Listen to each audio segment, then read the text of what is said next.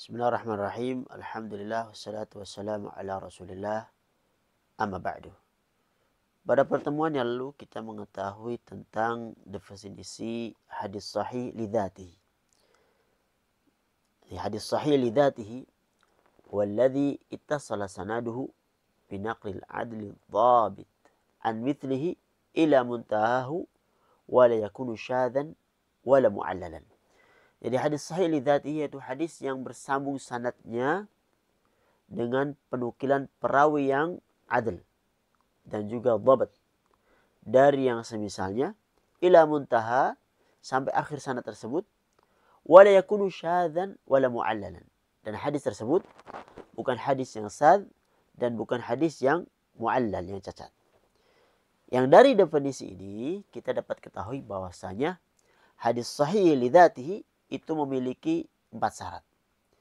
Yang pertama, ittisalus sanad, bersambungnya sanad hadis tersebut, yaitu mendengarnya setiap perawi dari perawi yang sebelumnya. Yang kedua, perawi-perawi tersebut adalah perawi yang memiliki sifat adil dan juga dhabat. Apa itu adil? Apa itu dhabat? Al-adl huwa kullu muslimin balighin aqilin salimin min asbabil fusuqi wa khawarimil muru'ah. Jadi adil adalah setiap muslim yang baligh. Itu yang pertama. Kemudian aqil, berakal, serta selamat, salimin min asbabil fusuq, selamat dari sebab-sebab kefasikan, dan selamat juga dari sebab-sebab khawarimil al-muru'ah, sebab-sebab yang menjatuhkan seorang dari harga dirinya. Kemudian keluar dari pengertian ini ketika mu'allim menyebutkan muslim, jadi keluar darinya al-kafir, orang-orang yang kafir. Kemudian ketika menyebutkan persyaratan baligh, maka yang mumayyiz atau yang belum baligh itu keluar dari pengertian ini, pengertian adil. Walaupun ini masih diperselisihkan. Keluar dari penyebutan berakal, al-aqil, maka keluar darinya orang yang gila, yang tidak waras. Kemudian salim min al-fusuq, ya, sebab-sebab kefasikan, asbabul fusuq. Keluar darinya orang-orang yang tidak selamat dari sebab-sebab kefasikan. Dan fasik di sini ada 2. Fasik yang disebabkan karena syubhat, seperti Khawarij, Syiah, Murji'ah dan lain-lainnya, yang mana periwayatan mereka itu terdapat perincian apakah diterima atau tidaknya. Yang kedua, fasik disebabkan karena syahwat, seperti dia minum khamar atau berzina atau mencuri dan sebagainya. Kemudian bagaimana tentang periwayatan ahlu bid'ah? Dibagi oleh ulama tentang periwayatan ahlu bid'ah menjadi 4. Yang pertama, ada di antara mereka yang berpendapat bahwasanya ditolak hadis da'inya, maksudnya orang yang menyuruh kepada bid'ahnya. Kemudian diterima hadis orang yang meriwayatkan kalau dia tidak menyuruh kepada bid'ahnya. Pendapat yang kedua, ada yang berpendapat ditolak hadis yang diriwayatkan perawi yang kuat, yang kental dalam bid'ahnya, dan baik perawi tersebut da'i atau menyeru kepada bid'ahnya atau tidak. Kemudian yang ketiga, ada dari mereka yang menolak periwayatan secara mutlak. Dan yang keempat, ada mereka yang menerima periwayatannya secara mutlak. Kemudian yang selanjutnya tentang selamat dari khawarimil muru'ah. Itu orang-orang yang selamat dari hal-hal yang menjatuhkan harga dirinya. Jadi keluar dalam pengertian ini, yaitu orang-orang yang tidak selamat dari hal-hal yang bisa menjatuhkan harga dirinya. Dan muru'ah yaitu menjauhi hal-hal yang tercela menurut adat istiadat. Ya, tentunya hal ini berbeda-beda sesuai dengan perbedaan zaman dan tempat. Dan satu hal yang menjadi catatan penting, bahwasanya semua sahabat Nabi Shallallahu Alaihi Wasallam itu adil. Semua dari mereka adil. Jadi tidak memerlukan syarat ini. Jadi langsung diterima kalau itu dari sahabat Rasulullah Shallallahu Alaihi Wasallam. Kemudian dhabat. Dhabat dibagi menjadi dua. Jadi dhabtus sadr dan dhabtul kitab. Dhabtus sadr yaitu perawi ini itu hafal benar dengan apa yang ia dengar dan memungkinkan baginya untuk menghadirkannya kapan saja ia dikehendak, kapan saja dia kehendaki. Jadi benar-benar hafal. Kemudian dhabtul kitab yaitu seorang perawi itu benar-benar menjaga kitab yang ia tulis sejak ia mendengarnya dan kemudian dia memperbaikinya, mensahihkannya sampai ia menyampaikan hadis yang ia tulis tersebut kepada perawi setelahnya. Serta tidak menyerahkan kepada orang-orang yang tidak bisa menjaga hadis itu yang bisa memungkinkan hadis itu bisa dirubah atau mengganti hadis dengan yang lainnya tidak sesuai dengan apa yang disampaikan. Dan keluar dari perkataan al-dhabat tadi pada definisi hadis sahih yaitu orang-orang yang syadidul takhlid, jadi hafalan itu kacau atau mughaffal, lalai ya, mudah lalai atau dhaif, hafalan itu lemah atau sahibul auham, yaitu orang-orang yang sering keliru atau orang-orang yang dikatakan dengan saduq ya, atau yang semisalnya di dalam yang kita dapatkan dalam lafaz-lafaz hadis untuk lafaz-lafaz untuk rijal yang rawi-rawi al-hadis.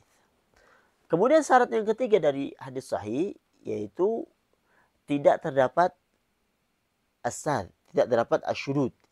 Apa itu syurud atau sad? Asyurud wa huwa riwayatul rawi al-maqbul mukhalifan liman huwa aula minhu adadan atau tawthiqan. Jadi syad atau syurud itu periwayatan perawi makbul yang diterima ya, yang menyelisihi periwayatan perawi yang lebih baik darinya, baik dari segi jumlah atau dari kethiqahannya.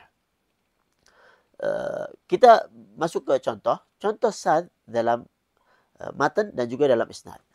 Contoh dalam sad ya, dalam matan periwayatan rawi yang dhabit menyelisih perawi yang lebih dhabit darinya. Seperti yang disampaikan oleh Ma'akhrajahu Abu Dawud ya, di dalam sunannya min tariq Hamam bin Yahya qal, dari jalan Hamam bin Yahya, disebutkan Abu Dawud di sunannya nomor 2337. Beliau berkata, hadatsana Qatadah, telah menyampaikan hadis kepada kami Qatadah, anil Hasan, dari Hasan, an Samurah, dari Samurah, an Rasulullah sallallahu alaihi wasallam, dari Rasulullah sallallahu alaihi wasallam. Beliau bersabda, kullu ghulamin rahinatun bi aqiqatihi tudbahu anhu yaum as-sabi' wa yuhlaqu ra'suhu wa yudamma. Beliau menyebutkan bahwasanya Rasulullah bersabda, setiap anak itu tergadai dengan akikahnya yang disembelih pada hari ke-7 dari kelahirannya dan dipotong rambut kepalanya serta wayudamma. Ini dipermasalahkan. Dia wayudamma, yaitu diteteskan darah, yakni darah sembelihan tadi ke atas kepala bayinya. Qala Abu Dawud berkata bahwasanya khulifa Hammam fi hadzal kalam wa huwa wahmun min Hammam. Hammam dalam periwayatan hadis ini telah diselisih oleh perawi-perawi yang lain. Dan lafaz periwayatan tersebut adalah waham, keliru, periwayatan keliru dari Hammam. Wa innama qalu yusamma. Yang benar adalah periwayat yang lain menyebutkan yusamma, yaitu diberi nama. Sedangkan Hammam menyebutkan yudamma, yaitu dioles darah. Ya. Jadi yang benar adalah yusamma, bukan yudamma. Ini adalah waham, kekeliruan dari Hammam. Kemudian contoh riwayat dhabat yang menyelisih rawi yang lebih dhabat dari sanad. Ya. Hadis yang diriwayatkan oleh Imam Ahmad, ya, kemudian Ibnu Majah, kemudian Muslim, Abu Awanah, Abu Dawud, Tirmidzi, Nasa'i, dan Ibnu Majah dari berbagai jalan dari masih dari Al-Wa'il dari Hudzaifah bin Al-Yaman. Ya. Bahwasanya Nabi sallallahu alaihi wasallam ata subatata qaumin fabala 'alaiha qa'iman. Bahwa Nabi sallallahu alaihi wasallam mendatangi tempat pembuangan sampah, kemudian beliau kencing sambil berdiri. Fa'ataituhu biwudu'in fadhahabtu li'ata'akhkhara anhu. Kemudian aku datangkan kepada beliau air wudu, kemudian aku pergi untuk mundur menjauh dari beliau. Fada'ani hatta kuntu inda aqibaihi, ya, fatawadda'a wa masa ala khufaihi. Kemudian ternyata beliau itu memanggilku sampai aku berada di belakangnya, kemudian beliau berwudu dan mengusap khufnya. Ya. Hadis ini diriwayatkan oleh jamaah dengan sanad yang seperti di atas, ya, dari Ibnu Uyainah, Waqi' Syu'bah, Abu Awanah, Isa bin Yunus, Abu Muawiyah, Yahya bin Isa, Ar-Ramli, dan Jarir bin Al-Hazim. Dari Abu Bakar bin Iyas, yang mana dan Abu Bakar bin Iyas itu menyelisih mereka semua, ya, karena dia adalah perawi yang siqah sebenarnya, namun memiliki beberapa kesalahan. Dia meriwayatkan, Abu Bakar bin Iyas ini meriwayatkan hadis di atas itu dari Al-Masi, dari Abi Wa'il, dari Mughirah bin Syu'bah. Nah, dari Mughirah bin Syu'bah, ya, dengan lafaz tersebut.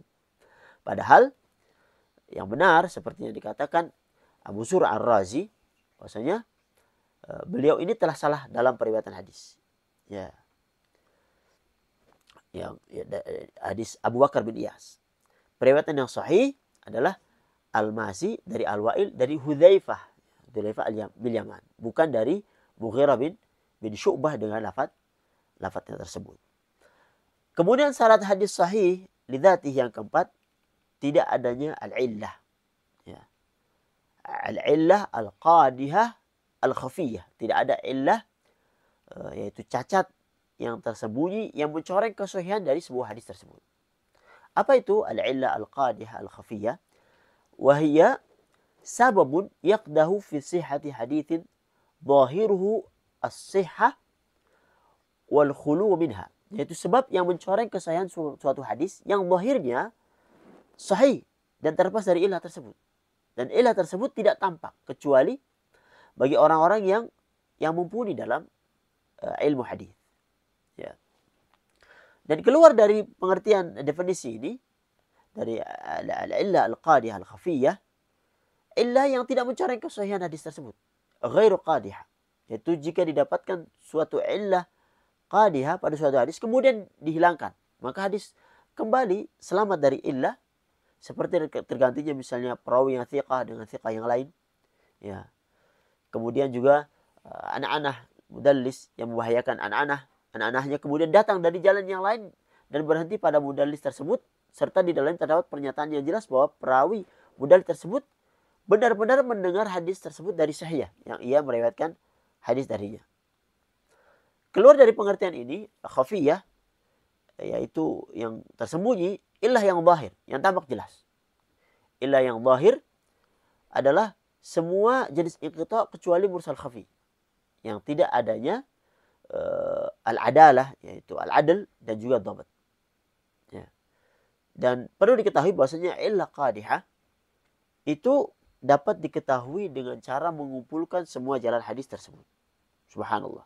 Maka ilmu hadis itu ilmu yang luar biasa, ilmu yang tidak mudah, yang mana orang-orang yang diberi taufik dan hidayah Allah Subhanahu wa taala untuk masuk ke dalam ilmu hadis ini adalah orang-orang yang terpilih, yang Allah Subhanahu wa taala pilih mereka untuk menjaga hadis-hadis Rasulullah sallallahu alaihi wasallam. Dan mudah-mudahan Allah Subhanahu wa taala memasukkan kita di dalamnya. Hadza sallallahu alaihi Muhammad wa ala alihi wa sahbihi ajma'in.